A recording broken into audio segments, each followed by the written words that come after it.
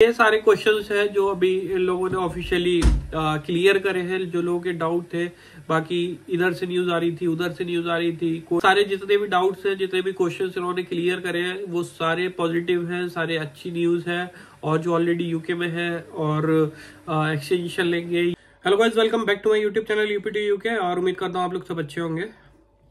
अभी ये जो रूल आए हैं तब से उसके बाद कभी कोई गुड न्यूज आ रही है, कोई बैड न्यूज आ रही है, तो आप लोगों ने मोस्टली सारे क्वेश्चंस, आप लोगों के कोई सारे डाउट्स क्लियर हो गए होंगे। लेकिन अभी कुछ लोगों के डाउट्स अभी भी रह गए हैं।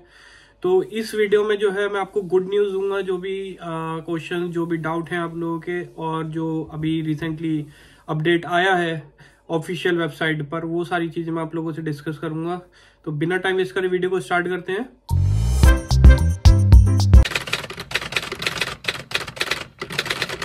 जो मेरे चैनल पर फर्स्ट टाइम आया उनको बता दूं, मेरा नाम विवेक मसीह है। मैं यूपी इंडिया से बिलोंग करता हूं। अभी इस टाइम यूके में हूं। गाइस, मैंने आप लोगों के लिए एक टेलीग्राम चैनल भी बनाया हुआ है जिसमें मैं स्पॉन्सरशिप जॉब्स पोस्ट करता हूं डेली। लिंक डिस्क्रिप्शन में आप जाके चेक कर सकते हैं। तो चलिए वीडियो को स्टार्ट करते हैं और देखते हैं कौन सी ऑफिशियल वेबसाइट पे और क्या अपडेट आया है। ठीक है, ये देखिए, changes to legal migration rule for family and work visas in 2024 published on Tuesday 12 December 2023।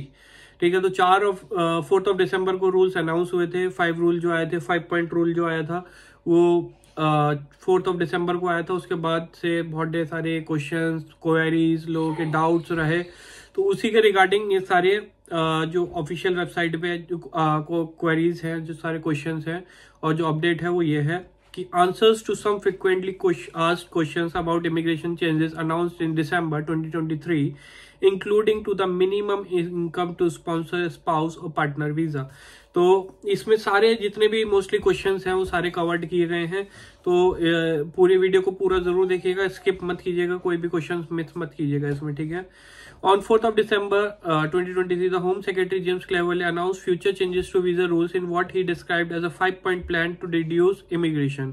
ठीक है, तो वो पता ही है कि 4th December को उन्होंने अनाउंस किया था। ठीक है, the home office has published a press release and fact sheet documents about the proposed changes, but not a detailed policy statement. Many details have not yet been announced or even decided. This means it is not always possible to say how exactly the changes will affect people in different circumstances. तो मतलब उनका ये बोलना है कि अभी बहुत ढेर सारी चीजों पे अभी बात चल रही है, रिव्यू चल रहा है, अभी कुछ चीजें डिसाइड नहीं हुई है। ठीक है, लेकिन जो मोस्ट ऑफ द थिंग्स है वो क्लियर है, और जो डाउट्स हैं लोगों के वो इसके थ्रू क्लियर किए जाएंगे। अब नंबर 1, अब what will the changes happen, when will the changes happen? Next spring, according to the home secretary. No further information about timings is currently available. तो बहुत सारे लोग बोल रहे हैं अप्रैल से हो जाएगा, बहुत सारे लोग मैंने बताया कि मार्च से होगा। तो अभी इसकी कोई भी फिक्स डेट नहीं आई है, बस स्प्रिंग बोला, नेक्स्ट स्प्रिंग। ठीक है, तो अभी कोई भी डेट फिक्स नहीं है। तो इसमें लिखा हुआ है पीपल हु लॉन्च वीजा और visa extension application in the meantime are unaffected. तो इस बीच में जो भी करेंगे उनके ऊपर कोई भी इफेक्ट नहीं पड़ेगा। Will there be advance warning of the exact date for the changes? क्या हमको कोई एडवांस वार्निंग दी जाएगी कि the changes would need to be implemented in a statement of changes to immigration rules. Statement of changes must be laid before Parliament are therefore published. There is no minimum length of time that statements need to be laid before coming into force. तो मतलब ऐसा कुछ भी नहीं है कि आपको time दिया जाए, but by convention there is usually at least 21 days before the statement being laid and the changes in it take effect. तो एटलीस्ट 21 days होता है नॉर्मली, लेकिन ऐसा कुछ भी फिक्स नहीं है। हो सकता है कि मंडे को अनाउंस करें और जो ट्यूसडे से या फिर मंडे से ही रूल्स एप्लीकेबल हो जाए, या हो सकता है 21 days दे दे। ठीक है, तो अभी ऐसा कुछ भी कंफर्म नहीं है। Will MPs be voting to approve, reject और अमेंड द चेंजेस? क्या MPs अभी भी मतलब चेंजेस कर सकते हैं उसमें? कुछ भी लाइक कैंसिल हो सकता है ये जो रूल्स हैं, या कोई भी चेंजेस आने की गुंजाइश है इसमें, चांसेस है इसमें? Not necessarily changes to the immigration rules take effect automatically unless either the House of Commons or House of Lords actively votes to annul them within 40 days. Usually there is no vote and the government is not obliged to make time for one even if a motion against the change is tabled. If there is a debate on changes to the immigration rule, the proposed changes cannot be amended. They can either be accepted or voted down in their entirely. No further legislation is needed. तो मतलब ये fix है कि ये changes आने हैं। ठीक है, ये फिक्स है।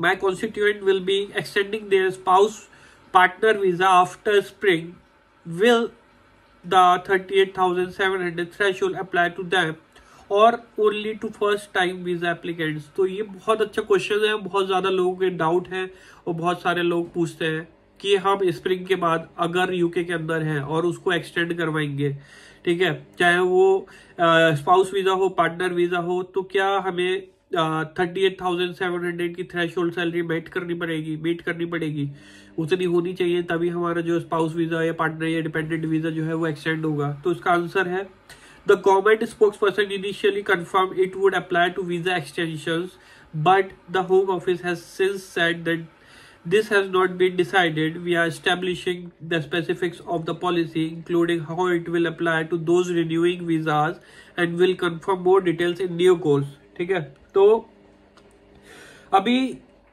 इसमें कुछ डिसीजन नहीं हुआ है, वो ऐसा बोल रहे हैं, लेकिन आगे देखिए उन्होंने क्या बोला है कि people applying for permanent residency, formally known as settlement और indefinite leave to remain after being on spouse partner visa are also required to meet the minimum income rule.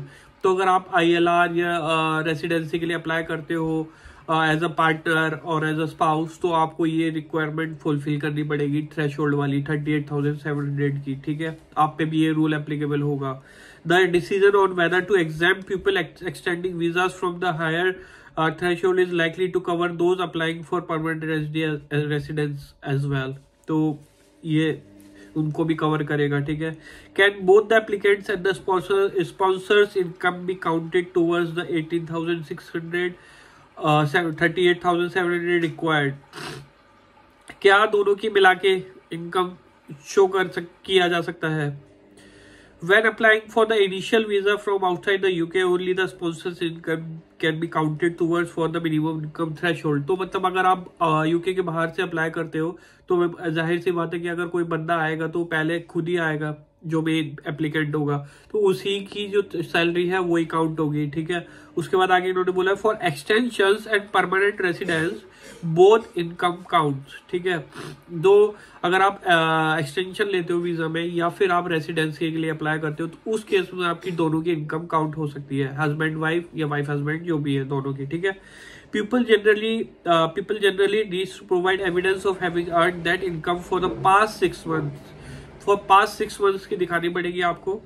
Although the exact rules are complicated, there are also some options of people who do not earn the minimum income, all allowing them to qualify for the visa by other means, such as by using savings above 16,000 or in exceptional circumstances. The Home Office says this will still be possible once the threshold rises. तो मतलब कुछ cases में like अगर आप saving show कर सकते हो 16,000 से ऊपर, तो उस केस में भी ये लोग कंसिडर कर लेंगे, ठीक है। Will there be changes to the amount of savings needed as an alternative to income? ये क्वेश्चन बहुत अच्छा है कि अगर हमारी इनकम इतनी नहीं है तो क्या हम अपनी सेविंग शो कर सकते हैं उस केस में? तो under the current rule the amount of saving required would automatically increase as the headline income threshold rises. If nothing in the rules were to change other than the income threshold rising 38,700, that would push up the maximum savings required from 62,500 to 1,12,750. But there has been no announcement about this either way. The government may not have decided on the appropriate level of saving. तो अभी savings के बारे में कोई भी decision नहीं हुआ है कि कितनी सेविंग्स उस सेविंग्स को बढ़ाएंगे या नहीं बढ़ाएंगे. सेविंग्स के रिगार्डिंग अभी भी कोई जो सेविंग्स कंसिडर करेंगे उसके रिगार्डिंग अभी कोई भी डिसीजन नहीं हुआ है. What above the higher salary threshold for the skilled worker visa, will that apply to people already here on that visa? क्या जो ऑलरेडी यूके के अंदर है उनके पेपर ये अप्लाई होगा skilled worker threshold salary? There is conflicting information about this. The home office फेस sheet of 8 December says this is still being worked out, but an 11 December response to a parliamentary question says there will be a transitional arrangement for people who have got a skilled worker visa at existing salary threshold. तो transitional arrangement किए जाएंगे उनके लिए। Transitional arrangement normally means that the revised rules only apply to new arrivals rather than people already in the UK. तो काफी अच्छी news है। और ये न्यू ट्रांजिशनल जो भी आएंगे, ट्रांजिशनल अरेंजमेंट किए जाएंगे, इसका मतलब ये है कि जो ऑलरेडी यूके में है उन पे ये रूल अप्लाई नहीं होगा थ्रेशोल्ड सैलरी वाला, अगर आप एक्सटेंशन लेते हैं तब भी। ठीक है, ये सारे क्वेश्चंस हैं जो अभी इन लोगों ने ऑफिशियली क्लियर करे हैं, जो लोगों के डाउट थे।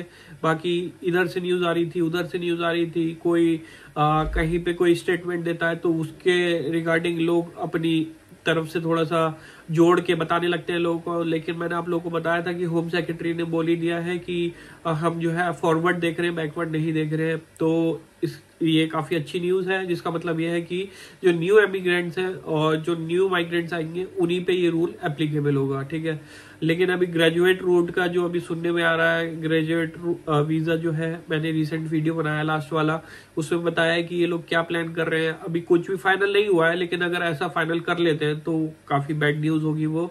अगर वो वीडियो नहीं देखा है तो आप जाके देख लीजिएगा।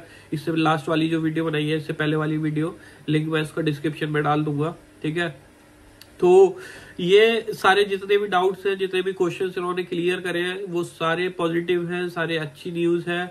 और जो ऑलरेडी यूके में है और एक्सटेंशन लेंगे या स्प्रिंग से पहले आएंगे, तो उनके लिए, सबके लिए गुड न्यूज है कि अभी कोई भी टेंशन लेने की जरूरत नहीं है, पैनिक होने की जरूरत नहीं है, घबराने की जरूरत नहीं है। और अभी इस चीज के रूल्स कब से इम्प्लीमेंट होंगे इसकी भी डेट फाइनल नहीं हुई है। तो ठीक है, तो आप लोग जो सोच रहे हो कि मार्च से हो जाएगा, कुछ बता रहे हैं अप्रैल से हो जाएगा, तो अभी तक डेट फाइनलाइज नहीं हुई है, तो इसलिए अभी टेंशन लेने की जरूरत नहीं है। कोशिश करो कि जल्दी से जल्दी उसको अप्लाई कर लो आप लोग। ठीक है, उम्मीद करता हूँ गाइस ये वीडियो आप लोग के लिए हेल्पफुल रहेगा, और हेल्पफुल रहेगा तो प्लीज वीडियो को लाइक जरूर कीजिएगा, और चैनल पर नए आए तो चैनल को सब्सक्राइब कीजिएगा। मिलता है नेक्स्ट वीडियो में, तब तक के लिए bye bye, take care, thank you.